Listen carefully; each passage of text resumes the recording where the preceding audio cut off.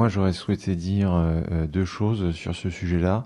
D'abord, c'est vrai que depuis l'affaire Cambridge Analytica, moi, je ne comprends pas pourquoi on utilise encore Facebook dans les milieux publics. On devrait effacer tout ça. Ça devrait être terminé, au moins pour eux. Et ça, c'est la première chose. La deuxième chose que je souhaitais dire, c'est une anecdote pour vous dire comment ils font ailleurs. En Russie, quand vous êtes embauché dans la fonction publique, vous recevez un petit livret avec les consignes.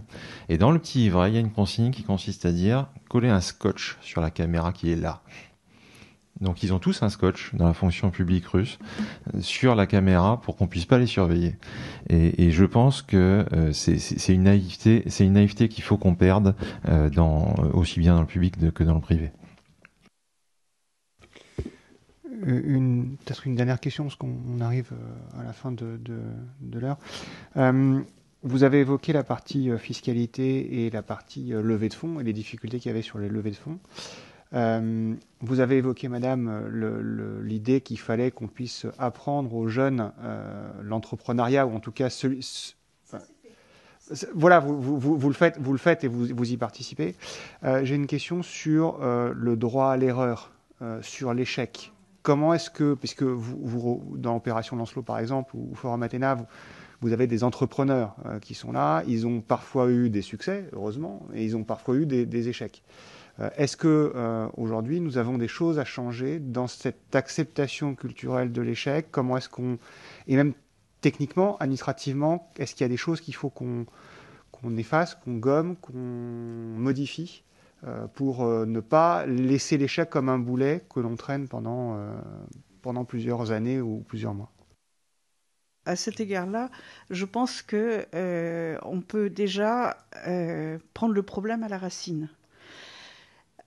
Vous savez que, et ça a été évoqué parce que tout ce qui concerne le droit est très chahuté par le numérique, avec des débats extrêmement intéressants. Code is law, est-ce qu'on peut faire un jugement numérique, des choses comme ça. On va pas ouvrir le débat ici.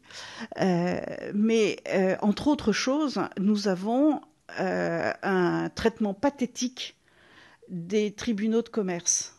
Et nos startups numériques sont traités comme toutes les autres boîtes dans les tribunaux de commerce, avec des mandataires liquidateurs qui bazardent les brevets par-dessus bord, sans aucun... Et qui... on dit souvent, les tribunaux de commerce, c'est un hôpital dont on sort mort systématiquement.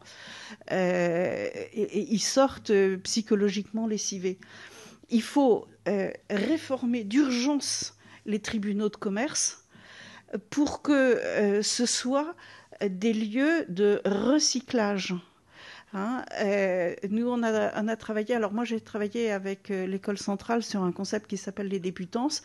De même qu'aujourd'hui, recycler les déchets, déchets entre guillemets, ça commence à devenir une évidence. Ces startups, si vous voulez, pour faire un Criteo, tout à l'heure, on a évoqué Criteo. L'équipe qui a fabriqué Criteo est extrêmement brillante.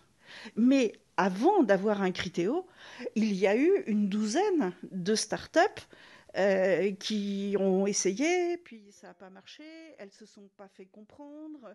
C'est pas forcément elles qui n'ont pas su faire, c'est que l'environnement ne comprenait pas ce qu'elles voulaient faire, etc. Et d'échec en échec. Donc, il faut recycler nos startups. Et dans le numérique, c'est extrêmement important. Alors pourquoi ne pas expérimenter une nouvelle juridiction juridiction commerciale dans le numérique, puisque le numérique, c'est pour une très large part de l'immatériel et qu'il faut absolument recycler cet immatériel, c'est-à-dire les talents et les savoirs acquis à travers l'expérience échue. Aujourd'hui, un type qui a fait un truc formidable, soit il part avec un gros chèque et après il se délocalise en Suisse, en Belgique, on ne sait pas où.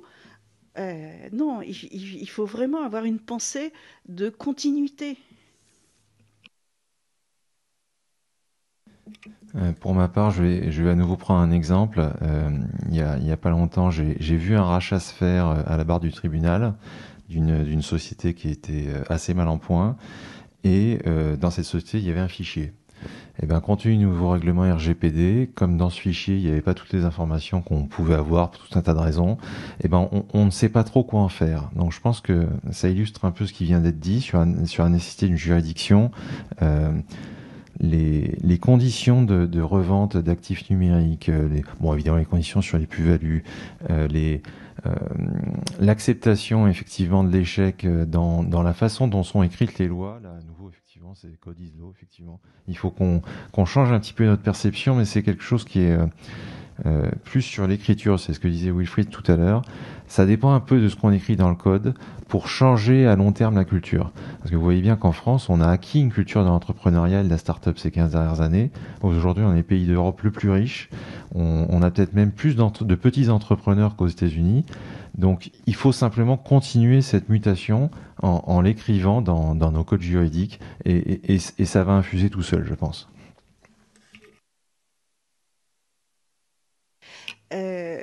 J'ai vécu, je vous ai raconté rapidement mon cursus, j'ai vécu la fabrication de la Silicon Valley.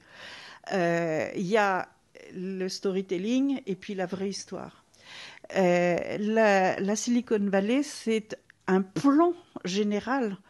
Voilà, on veut faire ça. Donc, il faut qu'à 5 ans, on ait fait ça, à 10 ans, on ait fait ça, à 15 ans, on ait fait ça, et ainsi de suite. Et je les ai vus dérouler leur plan. Ils nous l'avaient expliqué et ils l'ont déroulé avec détermination et énormément de souplesse. C'est-à-dire, on réaménage en permanence.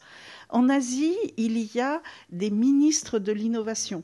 Hein, j'ai évoqué tout à l'heure l'innovation, ça se manage. Hein. Il y a des vagues, il faut voir sur quelle vague on se positionne. Est-ce qu'on suscite la vague suivante directement? Voilà, ça se manage. En Asie, il y a des ministres de l'innovation. En France, nous n'avons pas ça. Et c'est très... c'est vraiment un gros sujet de réflexion. Parce que vous nous posez de façon insistante, hein, je vois à travers les questions que vous nous posez, qu'est-ce qu'il faut faire, hein? Eh bien, il faut faire une stratégie à long terme. Qu'est-ce que nous ne voulons pas? Donc, qu'est-ce que nous voulons? Et qu'est-ce qui nous manque pour le faire? Et comment, ce sur quoi on peut s'appuyer déjà? Et comment on va pouvoir le faire? Etc., etc. Je précise que c'était le cœur de ma formation à Dauphine, hein, et que cette formation n'existe plus. Elle a été fermée en 1977. C'est dommage, je pense qu'il faudrait la recréer. Je voulais ajouter quelque chose rapidement. Il y a un autre sujet que j'ai oublié et qui peut être intéressant pour vous, c'est que dans l'innovation, il y a également les collaborations publiques-privées. En France, moi j'ai eu l'occasion de le faire avec des universités sur le plateau de Saclay, le transfert de brevets partiellement publics vers le privé ou les collaborations de recherche sont loin de marcher comme elles le devraient. Et dans la structure de notre PIB, il n'y a pas assez d'argent qui est consacré à l'innovation entre le public et le privé. C'est parce que le rouage au milieu, il ne fonctionne pas bien. Il faut absolument réformer le système de transfert. Moi, par exemple, en tant qu'entrepreneur, moi, ce que j'aimerais, c'est qu'on me dise, voilà, si vous voulez utiliser un brevet d'État ou si vous voulez travailler avec un laboratoire d'État et qu'il y a de la propriété industrielle créée, voilà le contrat type, voilà les pourcentages avant et pas après. Et ça, c'est source de contentieux sans fin et source d'absence de recherche de certains acteurs économiques qui innovent tout le temps et qui savent que s'ils travaillent avec un labo public, ça va pas bien se passer. Alors, le point que vous soulevez, je le connais bien. Et à ma connaissance, c'est plus des blocages idéologiques que les textes sont en bon état. Mais il faut les faire appliquer. Et les blocages idéologiques, ils sont quand même périmés, quoi. C'est des histoires des années 30 glorieuses. Je pense que les 30 glorieuses, on va commencer à les mettre dans les livres d'histoire, quoi. Hein, c'est bon. Donc c'est vraiment un point de vigilance, ça, pour le coup. Parce que les textes existent, hein. Ils sont presque propres.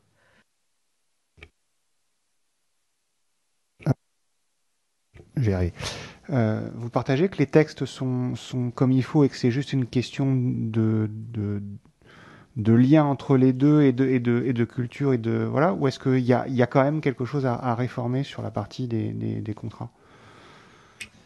Alors moi, ce que je pense, c'est qu'effectivement, il y a eu des efforts de fait, il y a des structures, on va pas rentrer dans les détails.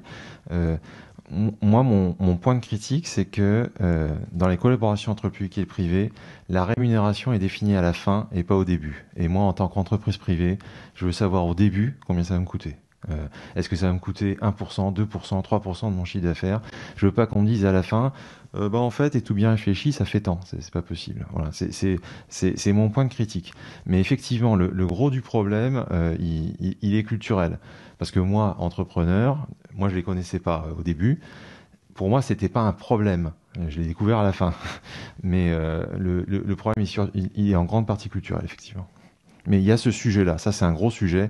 Parce que ceux qui en font déjà, ils le savent qu'il y a un problème par rapport à ça. Ils le savent tous. Merci beaucoup. On arrive à la fin de